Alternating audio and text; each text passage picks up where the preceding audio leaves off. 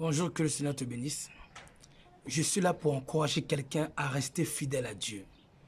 Je suis là pour te dire que Dieu t'a fait naître dans le monde pour ressembler à Jésus-Christ qui a toujours été fidèle à Dieu. Cher ami, les tribulations arrivent. La grande tribulation arrive. Des persécutions arrivent dans le monde. Beaucoup de familles seront dépouillées. Beaucoup de familles chrétiennes se verront être dépouillées de leurs biens. Bien-aimé, des temps difficiles arrivent. Je suis là pour t'encourager à continuer de prier le Seigneur pour que le Seigneur t'accorde la grâce de lui rester fidèle, même pendant les temps difficiles. Même si Dieu te retire ton argent, même si Dieu permet qu'on t'enlève ta voiture, que tu perds ton travail, que tu perds ton assemblée, même si Dieu permet que tu perds les membres de ta famille, toi et moi, ne perdons pas la fidélité à Dieu. Demandons à Dieu dans la prière que Dieu nous accorde la grâce de lui rester fidèle, même si nous n'avons plus rien. Même si la puissance de l'épreuve est la plus terrible, même si l'épreuve est la plus douloureuse, par la grâce de Dieu, nous pouvons faire l'exploit de rester fidèles à Dieu malgré l'épreuve la plus difficile. Le Seigneur Jésus nous en a donné l'exemple. Au moment qu'il était à Gethsémani, il a dit « Oh Père, si cette coupe est s'éloigner de moi, mais toutefois non ma volonté mais la tienne. » Son intégrité envers Dieu a triomphé de ses angoisses, de ses souffrances, sa peine.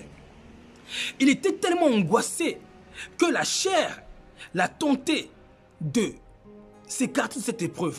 Mais son engagement avec Dieu, son désir d'être fidèle avec Dieu, à la parole, lui a amené à dire « Père, non toutefois ma volonté, mais la tienne. » Voilà ce que nous devons dire à Dieu.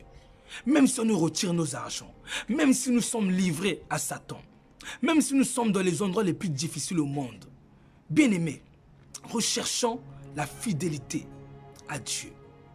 Demeurons dans la fidélité. De quoi avons-nous besoin d'autre dans ce monde, si ce n'est de chercher à être fidèle à Dieu? La Bible dit « Sois fidèle jusqu'à la mort et je te donnerai la couronne de vie. » La couronne de vie se donnera à condition que nous soyons fidèles jusqu'à la mort. C'est-à-dire fidèles, obéir à la parole, garder les préceptes, garder les commandements, rester intègre dans l'obéissance à la parole jusqu'à la mort. Rester fidèle aux préceptes de la parole, aux règles de Dieu, à l'obéissance de la parole, jusqu'à la mort, jusqu'à la souffrance, jusqu'à l'angoisse la plus terrible, jusqu'au tourment le plus terrible. Nous devons avoir l'engagement de toujours chercher à rester fidèle à Dieu, quelles que soient les circonstances, quelles que soient les difficultés. Bien-aimés, voilà ce que nous devons rechercher dans la prière.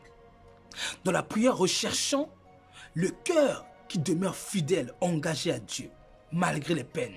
Je ne parle pas de la fidélité verbale ou qui consiste à dire « Oui, je vais demeurer dans la foi, je vais croire en Jésus, je ne dois pas perdre la foi. » Non, bien-aimés. Nous avons déjà perdu la foi si nous marchons dans la désobéissance à la parole de Dieu sous prétexte que nous avons des épreuves, sous prétexte que nous avons faim, que nous souffrons. Nous avons déjà perdu la foi. La foi consiste à obéir à la parole. La foi sans l'action des œuvres que nous posons, elle est inexistence, elle est morte.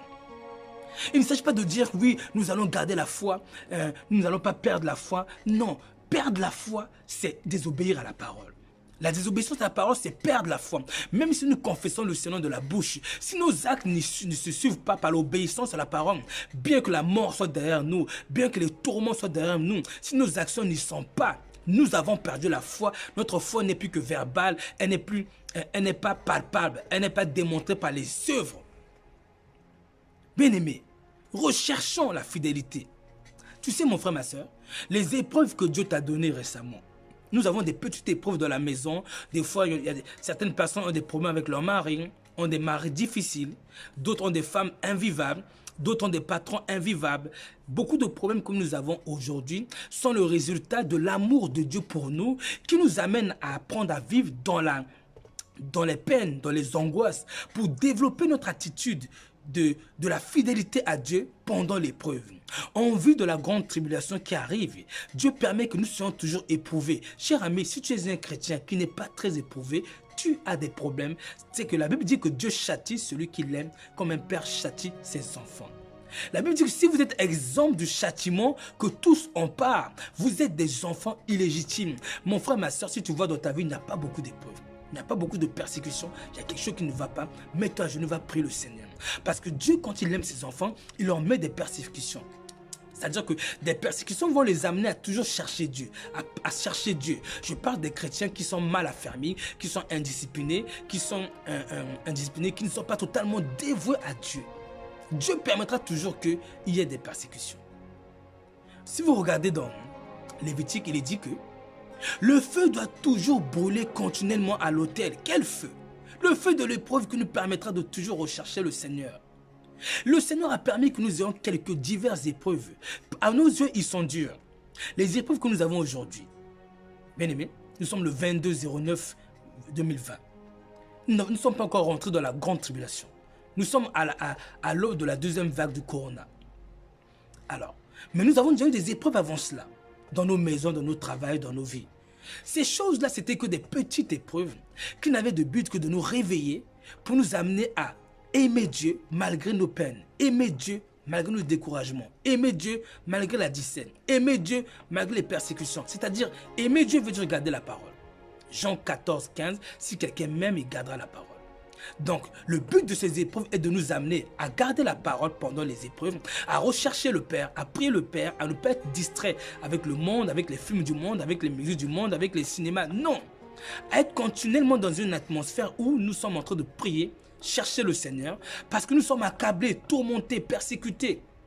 C'est la sagesse de Dieu qui met ce système en place pour nous maintenir la flamme de la prière, la flamme de l'obéissance, la flamme de Dieu, la flamme du besoin de Dieu. Car si on vous retire toutes vos épreuves, vous n'avez plus besoin de Dieu. Et du coup, vous n'allez pas chercher Dieu avec un cœur sincère. Donc Dieu est sage, a permis que tu aies quelques tribulations. Pourquoi? Parce que Dieu veut nous préparer à la grande tribulation qui arrive. Que nous allons tous avoir part. Dieu veut nous préparer. Beaucoup pensent que l'enlèvement se fera avant la grande tribulation. Non, bien aimé, il faut bien lire le livre de Daniel. On nous révèle que l'enlèvement se fait vers la fin de la grande tribulation. Vers la fin. Bien aimé. Donc des épreuves difficiles arrivent demain. Qu'est-ce que nous allons chercher auprès de Dieu? Est-ce les maisons, les voitures? Mon cher ami, nous avons besoin de rester fidèles à Dieu parce que si sous prétexte que nous sommes dans la grande tribulation, nous ne sommes pas fidèles, la Bible dit nous n'irons pas. Nous n'irons pas. Apocalypse le dit. Apocalypse l'a précisé très clairement. Ceux qui seront tués par l'épée, qu'ils soient tués par l'épée. Ceux qui seront persécutés, qu'ils soient persécutés. C'est ici la persévérance des saints et de ceux qui gardent les commandements de Jésus. Juste avant cela, il est dit que la bête fera la guerre aux saints et il en tuera beaucoup. Cette bête-là, le gouvernement mondial qui est en train d'être mis en place, fera la guerre à des saints et en tuera beaucoup. Et la Bible nous dit dans le livre de Daniel que cette bête-là tuera beaucoup de chrétiens également. Beaucoup de ceux qui annoncent l'évangile seront tués. Est-ce que nous allons rester fidèles jusqu'à la mort? Lorsque nous allons nous mettre à fuir les persécutions, pendant les persécutions, allons-nous rester fidèles ou serons-nous corrompus? Est-ce que nous allons marcher dans le mensonge? Est-ce que nous allons marcher dans la vérité, toujours dans la franchise, où le mensonge va gagner nos pas? Allons-nous marcher dans l'honnêteté, malgré les persécutions, ou nous allons perdre notre honnêteté sous prétexte que nous avons des persécutions? Voici la prière que nous devons dire au Père. Père éternel, même si tu permets qu'on m'enlève mes biens, ma maison, ma voiture, ma famille, qu'on m'enlève même ma santé, qu'on m'enlève même mon confort, qu'on m'enlève mon travail, mon argent. Père éternel, ne permets pas qu'on m'enlève la fidélité à la parole, la crainte de Dieu. Ne permets pas qu'on m'enlève la fidélité, l'obéissance à la parole. Père éternel, ce que je désire avant toute chose, c'est de rester fidèle. Même si on m'enlève tout, même si je perds ma santé, même si je suis muet, même si je suis aveugle, même si j'ai perdu tout ce que j'ai dans ce monde, même si je suis seul au monde, Père éternel, même si tout le gouvernement mondial, toute la bête et toutes les nations et les militaires de l'armée et leurs pistolets, leurs bombes atomiques sont tous chargés contre moi. Père, donne-moi la grâce, permets-moi la grâce de toujours te rester fidèle. Prête-moi l'onction pour m'opposer à ceux qui m'empêchent de te rester fidèle sous prétexte qu'ils me menacent avec leurs pistolets, avec leurs armes de destruction, avec la mort qu'ils lancent dans nos pays. Prête-moi la grâce de rester fidèle. Bien-aimé, voilà la prière que nous devons chercher dans ces temps de la fin. Pierre a été fidèle jusqu'à la fin. L'histoire nous dit que Pierre a demandé à se faire crucifier à l'envers parce que les gens voulaient le crucifier. Il a dit, je ne suis pas digne d'être crucifié comme le Christ. Sa fidélité agissait, son amour pour le Père agissait, même à la mort, même à la souffrance, même la douleur la plus horrible qu'il subissait. Et il savait qu'il perdrait sa femme, ses enfants, qu'il ne les verrait plus. Il savait qu'on lui ôterait la vie, qu'on lui ferait du mal. Il a demandé au Père, regardez comment de l'abondance du cœur la bouche de Pierre a parlé. L'abondance de son cœur rempli d'amour pour Dieu, rempli d'amour pour le Père, rempli de désir d'être agréable à Dieu. Ces choses ont agi en Pierre, même au moment de la mort, à la dernière seconde de la vie. Bien-aimé, n'est-ce pas cela que nous devons demander à Dieu? Si nous nous trouvons dans la situation de Pierre, de Jacques, de Paul, des apôtres, bien-aimé, c'est ça que nous devons demander à Dieu. Et nous devons demander au Seigneur ces choses maintenant. Pendant que tu es dans la joie, pendant que tu peux prier dans la paix, mon frère, ma soeur, lève-toi, va chercher la grâce et la puissance de la fidélité malgré les preuves, malgré les persécutions. Voilà ce qu'il faut, nous devons aller chercher. Mais par contre, lorsqu'on se laisse distraire par les films du monde, par les choses qui sont inutiles, bien aimé, nous sommes dans un monde de rêve. Mon frère, ma soeur, de quoi avons-nous besoin d'autre si ce n'est de rester fidèle à Dieu? Nous sommes nés et venus dans le monde comme le Christ pour rendre témoignage à la vérité. Nous sommes nés pour être descendants de Christ, c'est-à-dire pour ressembler à Christ, pour être identiques à Christ. La Bible dit que le royaume, Dieu nous a transportés dans le royaume du Fils. C'est le royaume du Fils. Donc, c'est le royaume du Fils, il faut être comme le Fils. Des martyrs. C'est-à-dire prêts à donner notre vie pour Christ. Si Christ nous prête la paix, la stabilité, gloire à Dieu.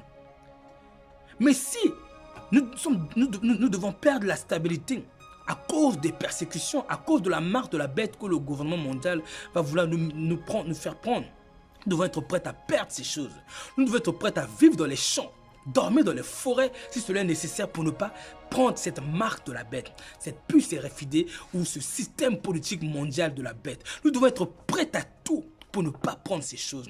Prêts à perdre nos vies, prêts à perdre nos conforts, prêts à courir, prêts à vivre dans les rues, dans les cavernes, dans les montagnes bien-aimées. Pourquoi? Notre amour pour Dieu doit dépasser les persécutions, les circonstances, les événements les plus dramatiques, les plus tourmentueux, les morts. Notre amour pour Dieu doit résonner plus fort que toutes les douleurs qui existent dans le monde, toutes les persécutions. Notre amour doit demeurer ferme, doit demeurer puissant, vivant. Malgré le manque, malgré tout ce qui peut nous arriver de mal. Voilà ce que nous devons chercher dans la prière, bien-aimé. Je suis là pour t'encourager à chercher cela, car le chrétien qui pourra entrer dans le royaume des cieux, c'est celui qui aura cet esprit. Si nous n'avons pas cet esprit, si nous sommes habitués à céder, à désobéir pour les moindres persécutions, tel nous critique, on s'énerve. Tel vient nous parler, nous sommes déjà agressifs.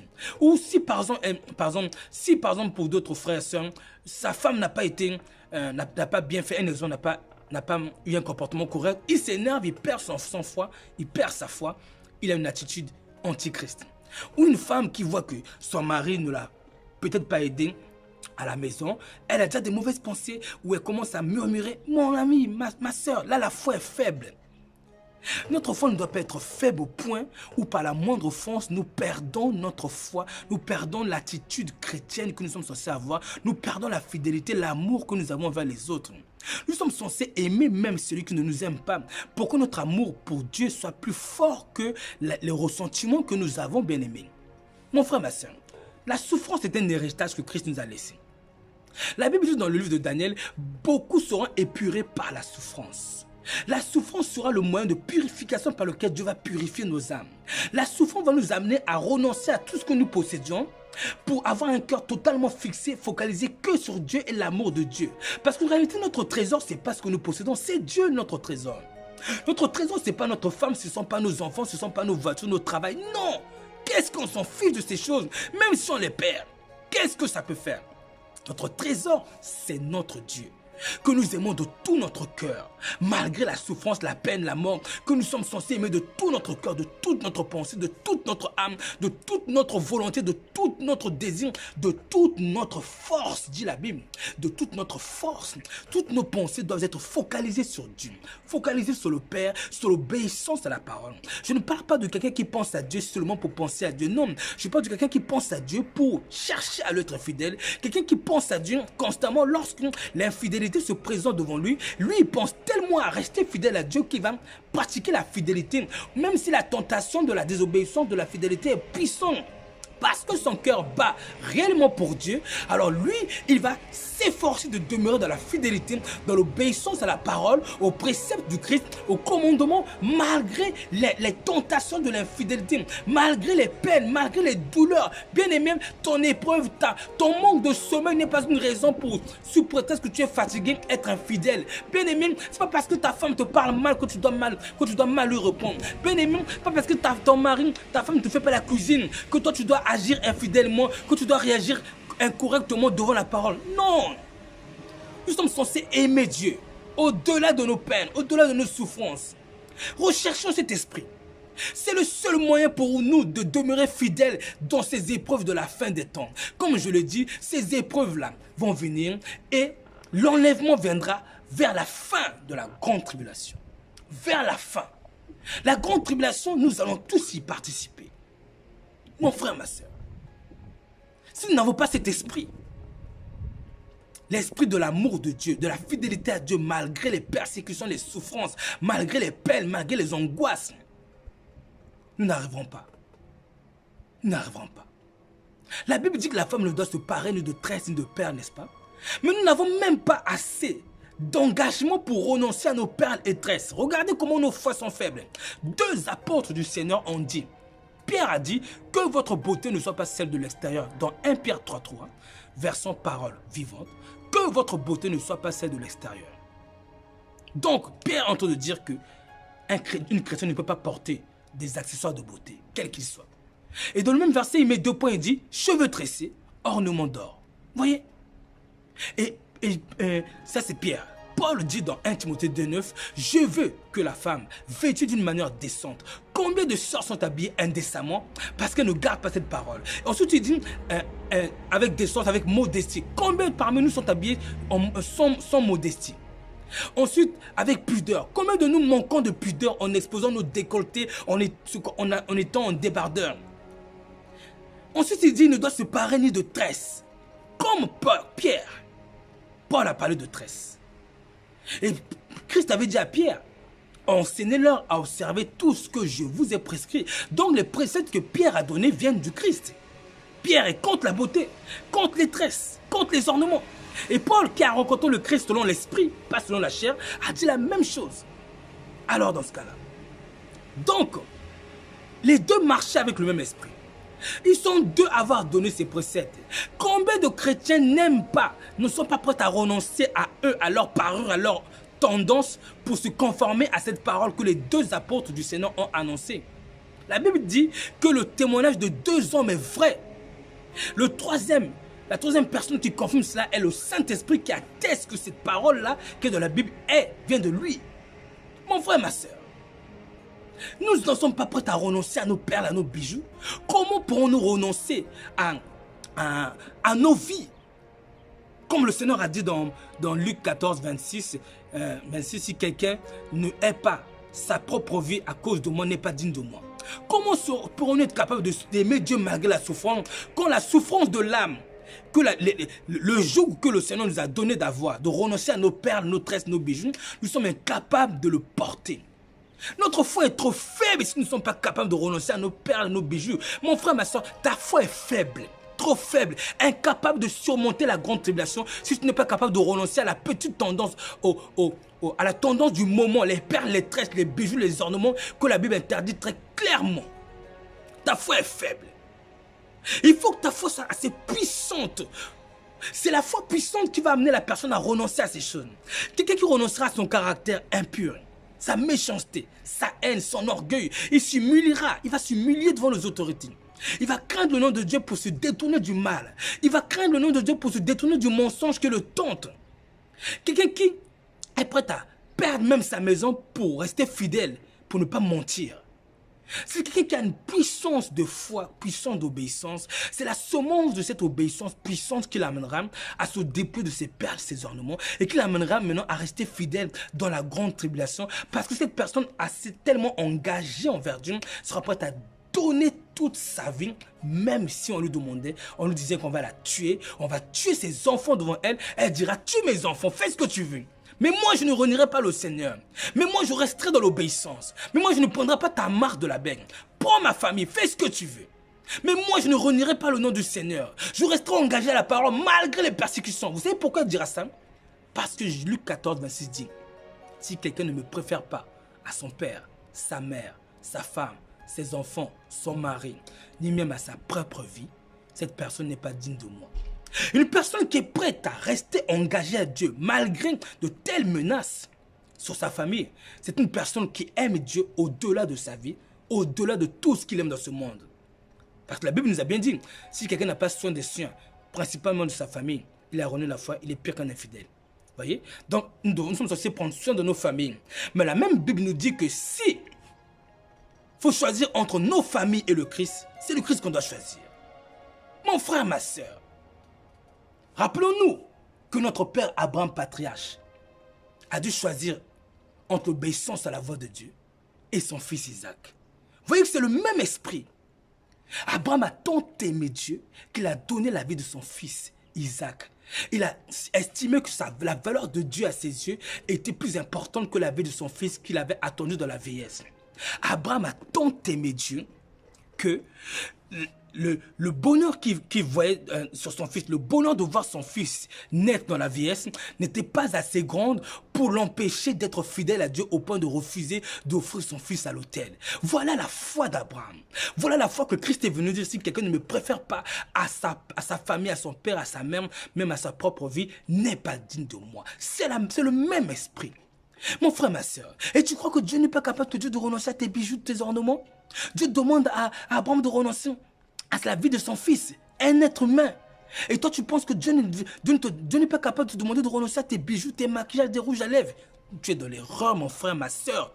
Homme de Dieu, tu es dans l'erreur si tu crois que Dieu n'est pas capable de cela. Mais Dieu l'a dit dans sa parole. Les choses que Dieu a citées là, dans 1 Timothée 2,9, perles, tresses, bijoux.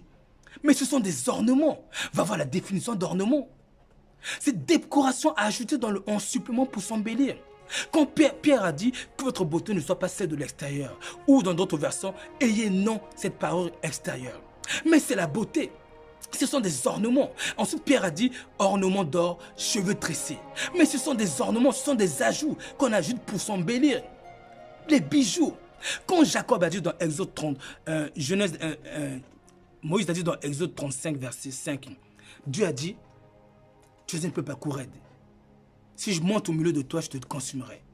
Ôte tes ornements maintenant, et je verrai ce que je te ferai. Ôte tes ornements. C'est quoi les ornements? Cette parole que Dieu a dit, tu n'as qu'à la mettre à ton présent aujourd'hui. Qu'est-ce que Dieu te dira à toi aujourd'hui? C'est le même Dieu, non? N'a-t-il pas changé? Il n'a pas aimé de voir les ornements sur eux quand il était au milieu de eux. Quand il était au milieu de eux. Est-ce qu'il a changé? N'habite-t-il pas en toi maintenant? Et en moi? Mais Dieu te dit aujourd'hui, ôte maintenant tes ornements. Est-ce que tu es fidèle à cette parole? Et Pierre te le confirme dans 1 Pierre 3,3. Que ta beauté ne soit pas celle de l'extérieur. Paul te confirme dans 1 Timothée 2,9. Ne te parle ni de tresses ni de perles. Est-ce que tu es fidèle à cette parole? C'est la même parole. Ôte tes ornements aujourd'hui de dessus de toi. Nous ne nous souvenons pas, bien-aimés? Mon frère, ma soeur. Vous voyez? Donc Dieu est capable de dire à Abraham de sacrifier la vie de son fils, de la donner en offrande. Et Dieu a dit aussi qu'on renonce à nos ornements. Et tu n'es pas prêt à renoncer à tes perles, tes bijoux pour Dieu. Tu penses que tu pourras rester fidèle à Dieu à la grande tribulation? Tu ne pourras pas. Tu ne pourras pas parce que ta foi n'est pas assez puissante pour renoncer à toi. La semence du renoncement à soi n'est pas assez vivante dans ta foi. Tu n'as pas encore assez renoncé à ton caractère, à ta personnalité, à ta vie. La Bible dit: celui qui conservera sa vie la perdra. La perdra. Mais celui qui perdra sa vie à cause de moi la retrouvera. Que sert-il à un homme de gagner le monde entier s'il perd son âme? À quoi te sert de gagner tout ce que tu possèdes si à la fin tu perds ton âme parce que tu n'as pas voulu obéir à la parole qui dit renonce à tes tresses, à tes perles? Ne vois pas tresse, c'est pas le tresse le problème, les tresses le problème, c'est que c'est la parole, mon frère, ma soeur. La parole dit qu'il faut pardonner. Tu pardonnes, n'est-ce pas, non? La parole a dit aussi dépouille-toi de tes tresses, de tes bijoux. Alors c'est aussi la parole. La Bible dit que beaucoup de gens disent que c'est pas salutaire. Si, mon frère, ma soeur, toute désobéissance à la parole te fait perdre ton salut. Que la parole dise pardonner, aimer, se réconcilier, faire le bien ou se dépouiller de ses tresses. Mais c'est la parole qui a donné une ordonnance. Si je ne me tiens pas dans l'obéissance à la parole, ne vais-je pas perdre mon salut? Alors si la parole a dit pardonner, je pardonne mon salut, n'est-ce pas, si je ne pardonne pas? Mais si la parole a dit de ne pas me parler de tresses, de perles, de bijoux, mais je pardonne mon salut si je ne me tiens pas dans la parole. Mon frère, ma soeur, c'est la parole. Revois ton engagement avec la parole. Revois la semence de l'obéissance en toi. Revois ton engagement. Rentre dans la prière, recherche l'engagement. Recherche l'esprit d'engagement. Souviens-toi que l'esprit de Dieu qui habite en toi, l'esprit de Christ, a conduit Christ à renoncer à sa propre vie, pas pour te gagner, pour la fidélité à Dieu. C'est le même esprit qui est en nous. C'est cette attitude qui doit demeurer en nous. Être prêt à renoncer à tout ce que nous aimons, que nous possédons, qui est contraire à la parole. Mais si nous n'avons pas cet esprit, pendant la grande tribulation, nous allons flancher. Nous serons infidèles. Parce que nous ne sommes pas prêts, nous ne sommes pas habitués à renoncer à nous pour rester fidèles à Dieu. Parce que cela est trop coûteux de renoncer à tes tresses, tes perles que la Bible interdit.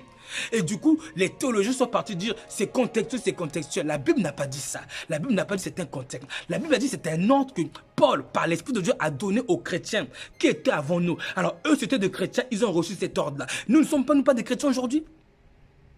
Ils ce sont des chrétiens comme nous. Ils ont reçu l'ordre de ne pas se parrainer de tresses, ni de perles, ni d'or, n'est-ce pas? Ils ont reçu l'ordre de s'habiller décemment avec pudeur, n'est-ce pas? Ils ont reçu l'ordre que Pierre a dit que leur beauté ne soit pas celle de l'extérieur, mais d'être réservés. Alors c'était des chrétiens avant nous, puisque c'est des chrétiens. Mais cet ordre nous est adressé à nous aussi parce que nous sommes des chrétiens. Si nous sommes chrétiens, à moins qu'on dise qu'on n'est pas chrétien, on ne croit pas en Jésus. Mais si nous croyons en Jésus, nous sommes des descendants des apôtres, des premiers chrétiens, alors cette parole est pour nous. Mon frère, ma soeur, si tu ne te tiens pas de l'obéissance, tu n'auras pas la semence de l'obéissance qui te conduit au renoncement à toi. Et tu ne pourras jamais renoncer à ta vie pendant la grande tribulation. Tu risques de baisser. Tu risques de prendre la marque de la bête que la Bible a dit interdit. Tu risques de renier la foi parce que tu auras peur que tes enfants meurent de faim. Parce que personne ne pourra plus acheter ni vendre sans avoir la marque de la bête. Et toi, parce que tu vas voir tes enfants pleurer de faim, de famine, tu vas faire quoi? Tu vas aller t'allier avec l'infidélité en prenant la marque de la bête parce que tu n'es pas habitué à souffrir pour Christ. Ton âme n'est pas habituée à souffrir pour Christ. Tu n'es pas prêt à donner toute ta vie. Mon frère, ma soeur, cet état d'esprit-là t'empêchera de rentrer dans le royaume des cieux. Et vous savez quoi? Christ est sage. Pourquoi Christ permet la grande tribulation? La Bible dit que Christ tient la mort entre ses mains. Les persécutions, les épreuves, tout passe au conseil de Dieu avant d'arriver. Pourquoi Christ le permet? Afin que ceux qui ne l'aiment pas réellement, leurs œuvres soient rendues manifestes. Ceux qui ne sont pas prêts à mourir pour le Christ, leurs œuvres seront rendues manifestes. Ils vont s'allier avec la puce RFID et la marque de la bête du gouvernement mondial. Ceux qui ne sont pas dans l'obéissance totale, quitte à renoncer à toute leur parure, toute leur vie, toute leur attitude, tout leur orgueil, toute leur fierté, pour se conformer aux préceptes du Christ qui sont l'humilité, la douceur, la bonté, la sagesse, la paix, la réconciliation, la sanctification extérieure, la décence, la sanctification intérieure de l'âme, la réserve, être réservé. Ceux qui n'ont pas cette semence-là, leurs œuvres seront manifestes. Regarde mon frère, ma soeur, surtout toi, femme de Dieu. La Bible t'a dit, Paul, ton grand frère de la foi, t'a donné un ordre. Il a dit, je ne permets pas à la femme d'enseigner, ni de prendre autorité sur l'homme, version parole vivante, ni de dire à l'homme ce qu'il doit faire. Cette lettre, Pierre l'a envoyée à Timothée pour que dans le cadre de l'assemblée, la femme n'enseigne pas aux hommes. Mais dans Tite, Paul a dit à Tite que la femme peut enseigner aux femmes. Regarde que tu n'as pas la foi, pour renoncer à ton ministère et le soumettre à Christ, pour que ton ministère soit conforme à l'évangile, à la parole de Dieu. Tu voudras dire que cette parole-là, c'était pour des chrétiens d'avant, que cela vient de Paul. Ah, fais attention mon frère, ma soeur. La semence du renoncement en toi n'existe pas ou n'est pas assez fort pour t'amener à renoncer à ton ministère, pour laisser Christ diriger ton ministère. Dans le point de vue des femmes, le ministère d'une femme chrétienne est censé être conforme à la parole en n'enseignant que aux femmes et pas aux hommes. Mais regarde comment tu n'as pas la foi pour renoncer à toi et te conformer à ce précepte que Paul dit avoir donné de la part du Seigneur dans 1 Thessaloniciens 4, versets 1 et 2. Paul dit, je te loue de ce que tu avais gardé ces préceptes et que tous ces préceptes que je vous ai donnés venaient du Seigneur. Quand Paul avait donné des ordres, Paul dit que cela venait du Seigneur. Mais quand certains ordres venaient de sa foi, il précisait là, ça vient de moi. Mais là, il a donné un ordre. Et ça vient du Seigneur, ma soeur. Les premiers chrétiens l'ont mis en pratique. Pourquoi pas toi? Pourquoi pas toi aujourd'hui? Les chrétiens d'avant ont mis en pratique ce précepte-là. Elles enseignant que aux sœurs, pas aux hommes dans les assemblées. Je précise, c'était dans le cadre de l'assemblée, pas hors assemblée. Hors assemblée, une femme peut corriger un homme qui est dans l'erreur. Mais pendant l'assemblée, il semble que la foi des premiers chrétiens dit que ce n'est pas correct. Bon, pourquoi tu ne te conformes pas à la foi des premiers chrétiens? Pourquoi ton obéissance n'est pas assez puissante pour renoncer à ton ministère, à vouloir faire de ton ministère ce que tu veux et te conformer à cette parole-là? Pourquoi? Parce que la semence de l'obéissance n'est pas assez forte. Et bien dans la grande tribulation, ma soeur, cette semence qui te pousse à contredire la parole, à raisonner, à ne pas t'incliner devant l'autorité de cette parole qui est Dieu, à ne pas t'incliner pour obéir. Cette semence-là va te pousser à prendre la puce RFID ou bien à t'allier avec le mensonge, à vivre dans le mensonge, dans le péché, sous prétexte que tu souffres, sous prétexte que tu as de la peine, sous prétexte que tu es blessé, sous prétexte qu'on t'a menacé de mourir. Pourquoi? Parce que tu n'es pas prêt à renoncer à toi. La semence du renoncement en soi n'agit pas assez en toi. Je suis là pour t'encourager, mon frère, ma soeur, te dire que demande à Dieu la fidélité sacrificielle. Demande à Dieu de t'accorder la capacité d'être fidèle sacrificiellement. Regarde combien de chrétiens nous sont incapables de prier Dieu avec le voile. Quand la Bible a très clairement dit, les premiers chrétiens, toute femme qui prie ou prophétise de la tête non voilée déshonore son chef. La Bible a dit, est-il convenable à une femme de prier Dieu sans avoir le voile? La Bible dit, c'est à cause des hommes, à cause des anges que la femme doit avoir sous sa tête la marque de l'autorité dont elle dépend. Mon frère, ma soeur, cette parole n'était pas écrite dans ta parole, dans la Bible. La Bible que tu dis être la parole de Dieu, cela, c'est ce qui est écrit, non? Pourquoi nous obéissons qu'au verset qui dit pardonnez-vous les uns les autres, mais pas à celui-là? Pourquoi nous choisissons le verset que nous devons obéir? Non, mon frère, ma soeur. Mets-toi dans la prière, demande au Seigneur qui t'accorde la grâce de t'incliner devant tous les ordres et les préceptes qu'il a donnés de la Nouvelle Alliance. Dans l'Ancienne Alliance, il n'y avait pas de précepte qui disait que la femme devait se voiler. Dans la Nouvelle Alliance, il y a ce précepte-là. Et tu sais que la Bible dit que Paul et les apôtres sont les ministres de la Nouvelle Alliance. C'est eux les ministres. Nous sommes de la Nouvelle Alliance. Si nous voulons savoir ce que Dieu pense aujourd'hui du voile, allons interroger les ministres de la Nouvelle Alliance. Eux, ils ont dit que la femme ne doit pas prier Dieu sans le voile. Et l'homme ne doit pas prier Dieu la tête couverte avec les casquettes comme font beaucoup d'hommes de Dieu. Donc, si tu n'as pas la semence de l'obéissance, la semence du renoncement à toi, pour t'incliner devant ce verset, pour implorer la grâce de Dieu, pour que la puissance de Dieu s'accomplisse en toi, de sorte que tu obéisses à cela. Comment tu feras pour renoncer à la puce RFID, tandis qu'on te propose de tuer tes enfants si tu ne la prends pas? On te propose de mourir de faim si tu ne le prends pas. Comment tu feras? Tu ne pourras pas. C'est beaucoup plus difficile là.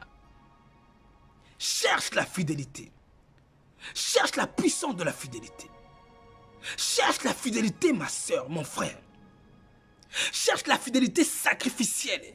Même si c'est coûteux, je vais obéir parce que j'aime Dieu avant tout, avant ma vie, avant mon confort, avant ma beauté, avant mon visage, avant mon avenir, avant mes projets, avant mon entreprise, avant mon mariage, avant mes enfants, avant quoi que ce soit, avant ma vie. J'aime Dieu avant toute chose. Et si Dieu me dit de renoncer à tout, je renoncerai à tout. Pourquoi? Parce que nous sommes des enfants d'Abraham qui a renoncé à tout ce qu'il aimait pour son Dieu. Nous sommes les frères du Christ qui a renoncé à sa vie pour nous sauver. Nous ne voulons pas renoncer à notre tendance pour prier Dieu avec le voile, pour prêcher Christ avec le voile comme la Bible dit. Nous ne voulons pas renoncer à notre chair pour vouloir enseigner dans les assemblées aux hommes, quand la Bible l'interdit aux femmes. Nous ne voulons pas renoncer à nos bijoux, à nos perles, à nos tresses, nos ornements, nos habits indécents, nos habits plaqués au corps, nos décolletés, nos faux cheveux, nos boucles d'oreilles, nos bijoux. On ne veut pas renoncer à ça et on pense qu'on pourra refuser la marque de la bête. On ne pourra pas, bien-aimé. Bien-aimé, la Bible a dit que rien de souillé n'entrera dans la nouvelle Jérusalem. Rien de souillé n'entrera. Bon, qu'est-ce qui est une souillure? Une souillure, c'est tout ce que la Bible interdit. La Bible disait avant, dans l'Ancien Alliance, je précise, la Bible disait avant, ne mangez pas tel animal, vous les regardez comme souillés, n'est-ce pas? Elle avait dit ne mangez pas. À travers l'ordonnance, ne mangez pas. Ensuite, il a dit, vous la regarderez comme étant souillée. Donc, qu'est-ce qui est souillé? C'est ce que Dieu a jugé étant une souillure par l'interdiction. Mais qu'est-ce que Dieu a interdit dans la Bible? Les tresses, les perles, les bijoux. Alors, toi, ma sœur, tu portes un bijou. Un bijou que la Bible interdit. Et la Bible déclare que ce qu'elle interdit est une souillure. Et rien de souillé n'entrera. Alors tu vas rentrer dans le royaume des cieux, dans la nouvelle Jérusalem, quand la Bible a promis que rien de souillé n'entrera, avec ta boucle d'oreille qui est, d'après la Bible, est une souillure. Pierre a dit, pas de cheveux tressés, pas de beauté extérieure. Ce sont des souillures. Pourquoi Pierre les aura interdits? Parce que ce sont des souillures. Rappelez-vous dans Acte 15, Pierre a dit, on va leur écrire aux païens de se préserver des souillures. Des souillures. Voilà les choses que Pierre a interdit qu'il les présente comme étant des souillures, tresses, perles, bijoux, les habits indécents. Et ces choses sont souillées. Et rien de souillé n'entrera. Bon, qui t'a donné la foi que tu rentreras dans le royaume des cieux éternel du Christ avec des souillures, des choses que la Bible interdit, quand la Bible a fait la promesse que rien de souillé n'entrera, qui te fait croire que tu peux rentrer dans un monde où la souillure n'entrera pas, si tu portes des souillures que la Bible interdit? Qui te donne cette fausse foi, mon frère, ma soeur? Cette foi vient du diable. C'est une fausse assurance qui vient du diable, qui te fait croire que parce que Dieu t'aime, il te laissera rentrer avec des souillures, qu'il a pris soin de dire à ses deux apôtres d'interdire cela dans des lettres. C'est une foi du diable. Repends-toi, change ton attitude, dépose tes bijoux, tes ornements, tes faux cheveux. La souillure habite sur toi. Tu ne pourras pas rentrer si tu as de la souillure sur toi. Tu ne pourras pas rentrer, même si tu aimes Dieu, même si tu affectionnes Dieu, même si ton cœur débat pour Dieu. Mais la parole, elle ne passera pas. Ne rêvons pas, bien-aimés, elle ne passera pas. Si nous sommes sûrs, nous n'entrerons pas. Qu'est-ce qu'il nous reste à faire? Une chose, aller vers le Christ, nous prosterner, nous repentir, implorer la faveur de Dieu pour nous conformer. Et pas nous conformer seulement à la lettre, non, nous conformer sincèrement, nous efforcer de nous conformer. Renoncer à tout ce qu'on aimait, que la Bible interdit, et réclamer l'esprit pour être délivré de ces choses. Parce que c'est bien de se dépouiller des ornements. Mais si dans mon cœur, je désire encore ces choses, mon dépouillement n'est que extérieur, n'est pas intérieur. Commençons par l'extérieur s'il le faut, ou l'intérieur. Mais quoi qu'il arrive, recherchons l'intérieur après. Si on dépouillait intérieurement, comme des sœurs que je vois, qui sont dépouillées des ornements, mais qui s'amusent à se prendre en photo, se faire belles, montrer leur visage, faire des gestes sexy parce qu'elles rêvent. Elles ont encore l'envie de paraître, de plaire, de s'orner. Cela se voit. Leur cœur reflète qu'elles sont en manque de ces ornements, de ces bijoux qu'elles ont abandonnés. Non, ma soeur, il nous faut la délivrance de l'intérieur et le Saint-Esprit le donne. Mais si nous ne sommes pas délivrés, c'est notre faute parce que Dieu a déjà dit « Demandez, vous recevrez ». Demandez d'être délivré de ces choses définitivement et vous recevrez. Ces choses font partie des choses que la Bible dit. Celui qui aime le monde, l'amour du Père n'est pas en lui. Les choses dans le monde que Dieu nous a interdit de prendre sont les choses dans le monde qui l'isolent de l'amour du Père. Est-ce que Dieu t'a interdit de te marier? Non. Est-ce que Dieu t'a interdit d'avoir une maison? Non. N'est-ce pas? Ce sont des choses du monde. Mais il y a des choses du monde que Dieu nous a interdit. Et ces choses-là, des tresses, des perles, des bijoux, nous devons nous en dépouiller de peur qu'elles nous éloignent de Dieu parce que deux prophètes dans la Bible nous y ont interdit. Mon frère, ma soeur, la foi puissante, la foi sacrificielle, la fidélité sacrificielle, il n'y a qu'avec cet esprit que nous pourrons être fidèles à l'obéissance de la parole aujourd'hui et fidèles dans la grande tribulation.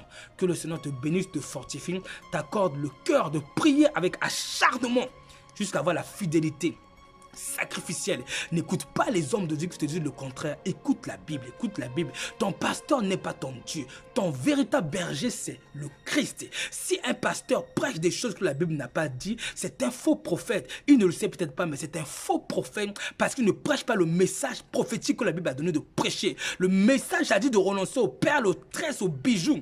L'homme de Dieu doit le prêcher. Le message a dit, je ne permets pas la femme d'enseigner ni de prendre de torture sur les hommes. L'homme de Dieu doit le prêcher. Le message a dit, la femme n'est pas convenable qu'elle prie Dieu sans être voilée. Le véritable prophète doit le prêcher. S'il ne prêche pas ça, il prêche des hérésies. Il dit des choses que Dieu lui a dit de ne pas dire. Dieu ne lui a pas dit de dire ces choses, il lui les dit. Il a inventé sa façon de croire à lui, sa croyance à lui. Il n'est pas dans la saine doctrine. La Bible nous dit dans Tite que attaché à la vraie parole, telle qu'elle a été enseignée, afin de pouvoir enseigner selon la saine doctrine. Je répète, le verset dit, un véritable serviteur de Dieu doit être attaché à la vraie parole, telle qu'elle a été enseignée, afin d'être capable d'enseigner selon la saine doctrine. Donc, quiconque enseigne la parole, pas telle qu'elle a été écrite dans la Bible, c'est un faux prophète, il n'enseigne pas la saine doctrine. Et pour t'encourager, je nous rappelle ceci, 1 Corinthiens 15, 1 dit, l'évangile que je vous ai annoncé, par lequel vous êtes sauvés, si vous le retenez dans les termes que je vous l'ai annoncé, autrement vous croyez en vain. Dans les termes que je voulais annoncer, autrement vous croyez en vain. Nous sommes en train d'aller en enfer. Ça veut dire, bien aimé, quoi. Si la Bible a dit pas de tresse, c'est pas de tresse. Si la Bible a dit pas de bijoux, pas de perles, c'est pas de perles. Si la Bible a dit pas de beauté extérieure, c'est pas de beauté extérieure. Si la Bible a dit on doit prier Dieu avec le voile pour les femmes, on doit le faire. Et si on ne se confond pas à la parole telle qu'elle était écrite, la Bible nous a donné une promesse. Nous sommes en train de croire en vain. Il nous reste une seule chose, nous repentir, nous rendre conformes à la parole pour que la promesse de Dieu qui est dans sa parole nous soutienne dans la grande tribulation. Car la Bible dit dans Apocalypse 3:10, si vous gardez la parole de la persévérance, moi aussi je vous garderai à l'heure de la tentation qui viendra sur les habitants de la terre entière pour les éprouver. Si nous ne le gardons pas, est-ce que Dieu va venir nous protéger? Qui oserait croire que Dieu va venir le protéger si tu ne gardes pas cette parole, la parole? Quand la Bible dit, celui qui garde ma parole ne verra jamais la mort, dans Jean 8, 51. Quand la Bible dit, dans Psaume 34, l'ange de l'Éternel campe auprès d'eux, pas ceux qui croient, mais ceux qui craignent. Croire et craindre, marcher dans la parole. Mon frère, ma soeur, que Dieu te fortifie. Des temps difficiles arrivent. Le Seigneur me les a révélés. Des choses difficiles arrivent. Je vais vous dire, une des choses difficiles qui arrivent dans ce monde. Parmi des choses difficiles qui vont arriver, les cieux vont s'ouvrir et nous allons voir des anges déchus descendre à la vue de tous. Je répète encore. Dieu a dit qu'il va laisser les ciels s'ouvrir et les anges déchus vont descendre à la vue de tous. Bien-aimés, des temps difficiles arrivent.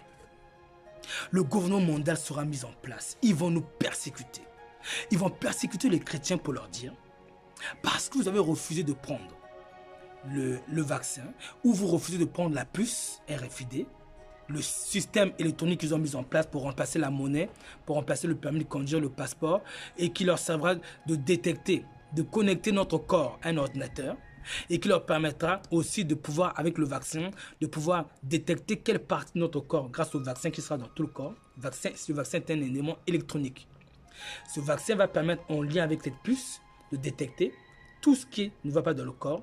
Et ils peuvent savoir à distance si vous êtes malade ou pas. Donc, bien aimé, avec ça, quand les chrétiens sauront que c'est la marque de la bête et qu'ils ne doivent pas le prendre, ne sont-ils pas considérés comme des terroristes, comme des personnes qui veulent amener le corona dans le monde, qui veulent empêcher de se vacciner, de se faire pucer pour la sécurité du pays? Ils seront considérés comme des terroristes et ils seront persécutés, poursuivis.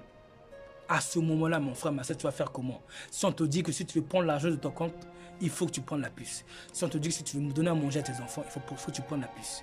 Si on te dit que si tu veux retourner vivre dans ta maison, il faut que tu prennes ta puce. Si on te dit que si tu veux voyager, il faut que tu prennes la puce. Tu vas faire comment? Est-ce que tu vas choisir la souffrance pour la fidélité à Christ, ou bien tu vas renoncer à l'obéissance de la parole qui a dit de ne jamais prendre cette puce pour le confort, pour la nourriture de tes enfants, pour manger et vivre. Notre foi doit être sacrificielle comme le Christ. Si nous avons la foi capable de supporter tout, jusqu'à voir nos familles mourir devant nous, parce que nous voulons rester fidèles, nous resterons fidèles et Dieu peut nous faire grâce de nous donner, laisser la vie sauve. Dieu peut nous faire grâce de nous ramener vers de verts pâturages. Parce que nous sommes fidèles. Comme Élie, rappelez-vous Élie. Dans le désert, Dieu leur a envoyé un ange qui lui a donné de la nourriture. Donc Dieu est capable de nous donner de la nourriture même si le gouvernement mondial ne nous donne pas de nourriture. Dieu est capable de te donner du pain, une maison, un endroit où dormir même si le monde ne veut pas te le donner. Mais de la parole, Dieu a déjà averti, beaucoup de chrétiens mourront. Cette bête tuera beaucoup de chrétiens, dont beaucoup de véritables serviteurs de Dieu. Est-ce que nous sommes préparés à ces éventualités? Est-ce que ton esprit est prêt à ces temps qui arrivent? Est-ce que tu es prêt ou tu es trop dans le monde, dans le cinéma, dans les musiques du monde, dans les films du monde, dans les théâtres, en train de rigoler, en train de blaguer, en train de jouer, en train de te distraire? Est-ce que nous sommes prêts? Est-ce que nous sommes prêts? Est-ce que ton esprit est prêt à souffrir de la sorte? Ou tu n'es même pas capable de renoncer à tes ornements? Même pas capable de renoncer à tes perles parce que le faux pasteur t'a dit de le faire. Alors que ce qu'il t'a dit, c'est contraire à la Bible que tu lis tous les jours. Tu sais que c'est contraire à la Bible. Tu sais que la Bible a dit de ne pas se parler de perles et de tresses. Mais tu l'as écouté parce qu'il a dit c'est contextuel alors qu'il a inventé ce contexte qui vient des théologiens.